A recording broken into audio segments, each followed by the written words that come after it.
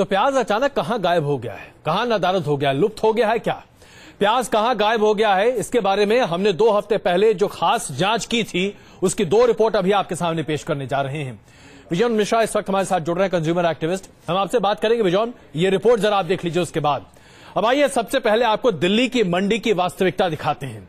हम आपको यहां दिखाते हैं कि कैसे प्याज की कालाबाजारी हो रही है, कैसे प्याज को गोडाउन्स में बंद किया जा रहा है और आम आदमी की जेब पर डाका डाला जा रहा है। और ये सब कुछ सरकार की नाक के नीचे हो रहा है, लेकिन कोई भी सरकारी अधिकारी काम करने को तैयार नहीं है। 2 हफ्ते पहले हमने इस रिपोर्ट को दिखाया था, कार्रवाई का आश्वासन हमें हर जगह से मिला था, लेकिन कोई कार्रवाई हुई ऐसा हमें कोई बताया नहीं, किसी ने कोई जानकारी दी नहीं। आइए रिपोर्ट एक बार फिर आपको दिखाते हैं और इसके बाद आप खुद ही समझ जाएंगे कि कौन आपकी जेब पर डाका डाल रहा है, कौन है वो कालाबाजारी जो आज आपकी गाढ़ी कमाई खुद लेकर ऐश कर रहा है। देखिए रिपोर्ट।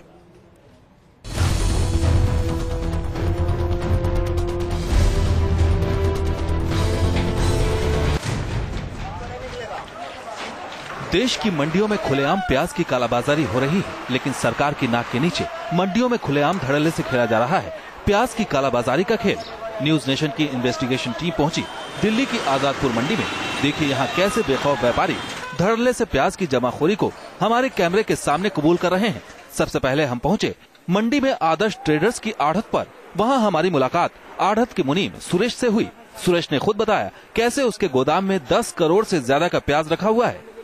रेट मतलब इस बार बहुत ज्यादा हो गया, क्या बात है? रेट ऐसा था सर, पीछे जो है स्टॉक जो है माल जो है जितना इतना 500 हो गया, माल हो खराब गया। अच्छा, माल खराब होने की वजह से क्या हो गया, कि किसानों को थोड़ी हड़बड़ाहट हुई। 2 मिनट आने कष्ट करेंगे थोड़ा जल्दी से। तो वो जो हड़बड़ाहट हुई ना किसानों को, 2 मिनट आने थोड़ा कष्ट, तो किसानों ने माल बेचना शुरू कर दिया। अच्छा, जितने पैसे वाले पूंजीपति थे हम लोग जैसे, हमने सब माल स्टॉक कर लिया। हमने कम से कम 10 करोड़ रुपए का प्याज जो है 300 रुपए कट्टे का वहाँ रखा हुआ है। सीहोर, MP वगैरह, नासिक में। अच्छा, स्टॉक करके रख लिया। स्टॉक करके रख लिया। अब वो देख लो कहाँ 5 रुपए किलो और कहाँ हमने जो 70 रुपए किलो तक अपने प्याज बेचा, तो उसे स्टॉक करने के वजह से रेट बढ़ गए। इतना ही नहीं, सुरेश ने हमें यह भी बताया कि कैसे जमाखोरी की वजह से प्याज के रेट आसमान पर पहुंच गए और जनता के साथ साथ सरकार के भी आंसू निकल गए। स्टॉक जो कर लिया, स्टॉक को बाहर निकाला नहीं हमने, स्टॉक अपने हाथ में रखा। अगर उसको निकालते तो रेट अप एंड डाउन होता है, जब वो बाहर नहीं निकला तो इसलिए जो रेट एकदम से जो है खाली तो छाली भी इतना खा गया कि गवर्नमेंट सब 80 रुपए किलो हो गई। 80 रुपए किलो यहाँ हमने बेचे, 70 रुपए 75 रुपए किलो यहाँ बेच दिया हमने। अच्छा, मंडी में 75 मांगी, 75 जब वो बाहर नहीं निकला तो इसलिए जो रेट एकदम से जो है खाली तो छाली भी इतना खा गया कि गवर्नमेंट सब 80 रुपए किलो हो गई। 80 रुपए किलो यहाँ हमने बेचे, 70 रुपए 75 रुपए किलो यहाँ बेच दिया हमने। अच्छा, मंडी में 75 मांगी, 75 बाजार में तो जब बिक गई होगी 150 रुपए किलो, 100 रुपए, 100 120 120 तक बिकी थी। हमारे खुद रोहिणी के अंदर जो है उस दिन 120 रुपए किलो प्याज बिकी है, 120 रुपए किलो प्याज। मैं बड़ा हैरान हो गया। अभी प्याज यहाँ से वही जनता स्टॉक की वजह से, स्टॉक की वजह तभी है। सुरेश से मुलाकात के दौरान ही हमारी मुलाकात आढ़त के मालिक आदेश से हुई। आदेश ने खुद कबूल किया कि वो स्टॉक का माल कैसे बढ़ी हुई कीमतों पर बेच रहे हैं। वही बात कर रहा था, रेट बहुत ज्यादा हो गया, ज्यादा नहीं कम हो गया, नहीं तो 5-6 रुपए प्याज मिला कर चले 5-6 रुपए तो 5 रुपए तो भाड़ा आता है।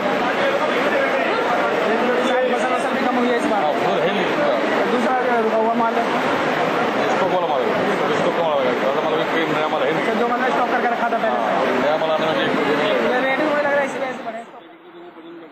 इसके बाद बात आई हिसाब किताब की। आदेश ने हमसे कहा कि उत्तराखंड में हमें जहां प्याज चाहिए वो उसे वहां तक भिजवा देगा और इस काले काम का बिल भी उसने हमें थमा दिया। तो टोटल एस्टिमेट बताओ कितना हो गया हमारा? 400 पैकेट का वो वजन बढ़ेगा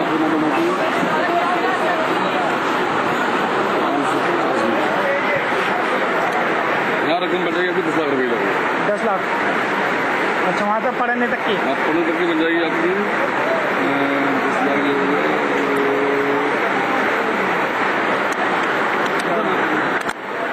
10 लाख 20 हजार। 10 लाख 20 हजार। आजादपुर मंडी में ये अभी एक बानगी भर है। जिस प्याज ने लोगों के आंसू निकाल रखे हैं, उसी प्याज के ढेर से होकर हम आजादपुर मंडी में एक और ठिकाने पर पहुंचे। यहाँ पर एक और आरती ने किए कई सनसनीखेज खुलासे। तमाम जमाखोरों को हम आपके सामने करेंगे बेनकाब। दिल्ली से दीपक त्यागी के साथ वीरेंद्र वशिष्ठ, न्यूज नेशन। ये रिपोर्ट हमने पहली बार दिखाई थी 28 अगस्त को, यानी अब से करीब 2 हफ्ते पहले ये रिपोर्ट हमने आपके सामने पेश की थी। तमाम राज्य सरकारों ने, दिल्ली की राज्य सरकार, हरियाणा की राज्य सरकार और उत्तर प्रदेश की राज्य सरकार ने आश्वासन दिया था कि सख्त से सख्त कार्रवाई की जाएगी। लेकिन जाहिर सी बात है, कार्रवाई तो दूर की बात है, प्याज अब 100 रुपए के आसपास पहुंचने के आसार पर है। लालजी टंडन जी इस वक्त हमारे साथ मौजूद है, बीजेपी के वरिष्ठ नेता, और बिजॉन मिश्रा जी भी इस वक्त हमारे साथ मौजूद हैं। बिजॉन जी, एक छोटी प्रतिक्रिया आपकी। ये रिपोर्ट 2 हफ्ते पहले हमने दिखाई, बताया कि किस तरीके से प्याज की कालाबाजारी हो रही है और आम आदमी का पैसा वसूला जा रहा है, कोई कार्रवाई नहीं होती है। हम इसी तरीके से लुटते रहेंगे? नहीं, एक बिल्कुल जाहिर हो गया। पहले तो हम आप लोगों को, न्यूज नेशन को बधाई देना चाहता हूं। आपने इस ढंग का एक एक्सपोजर अपने दर्शकों के सामने ले आए, हम उसके लिए बहुत आभारी हैं आप लोगों के लिए, क्योंकि हम लोगों को सबूत नहीं मिलता है।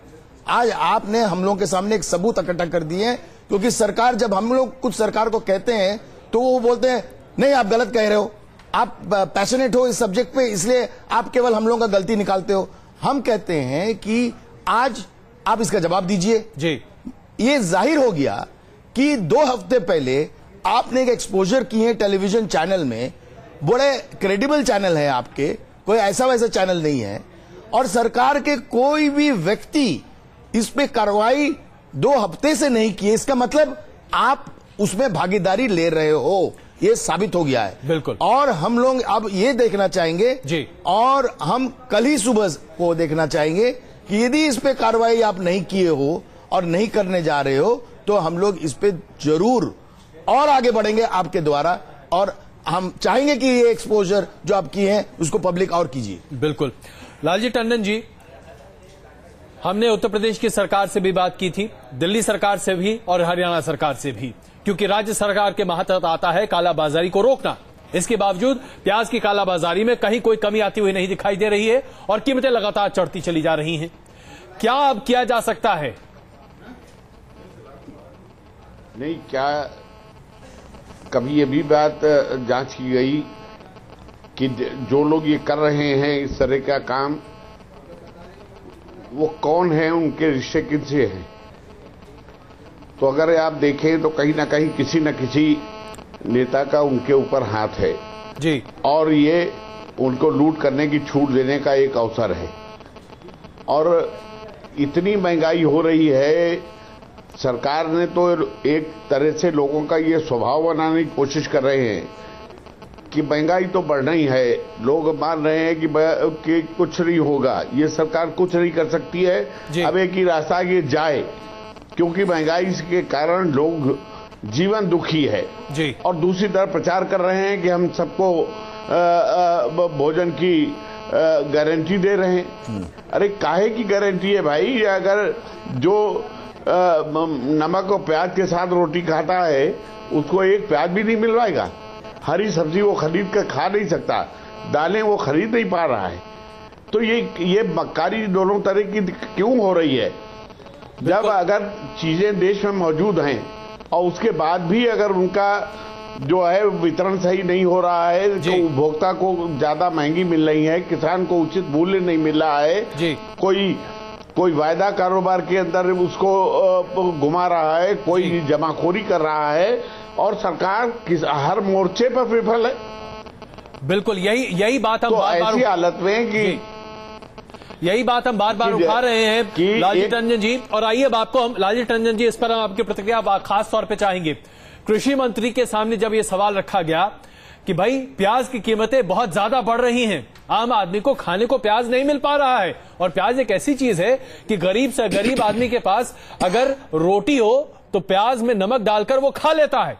लेकिन कृषि मंत्री जी का जवाब सुनने के बाद हंसी भी नहीं आती है, अफसोस होता है। देखिए क्या कहते हैं वो। की कांदा जो बाजारात येत होता तो गेल्या 3-4 दिवसात अतिवृष्टी झाल्याच्यामुळे आलेली नाही। ही लॉजिस्टिकचे प्रश्न आहेत, हे तात्पुरते प्रश्न आहेत, हे नाही। यंदा कांद्याचं क्षेत्र प्रचंड वाढतंय।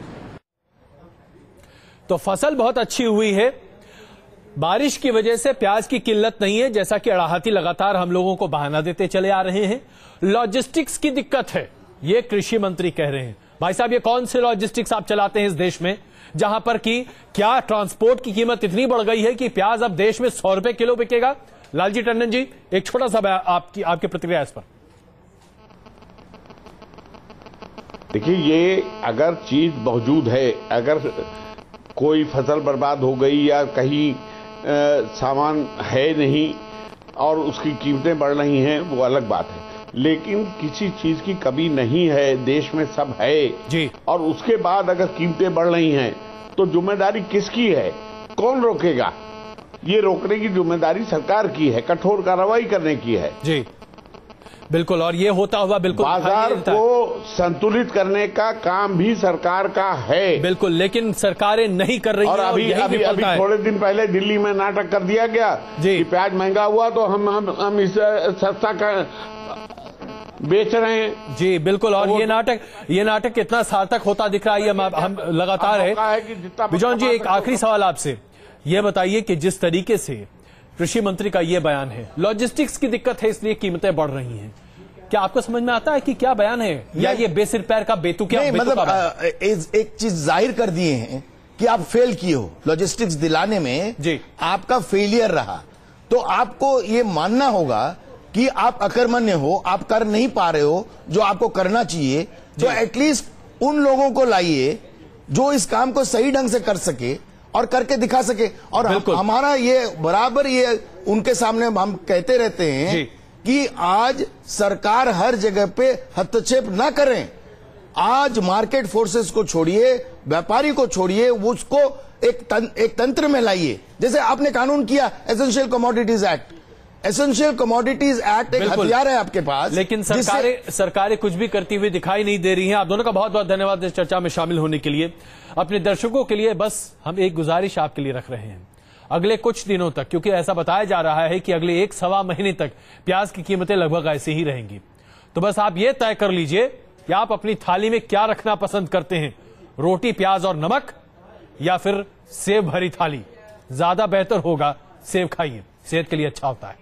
रुकते हैं कुछ देर के लिए, वापस आते हैं।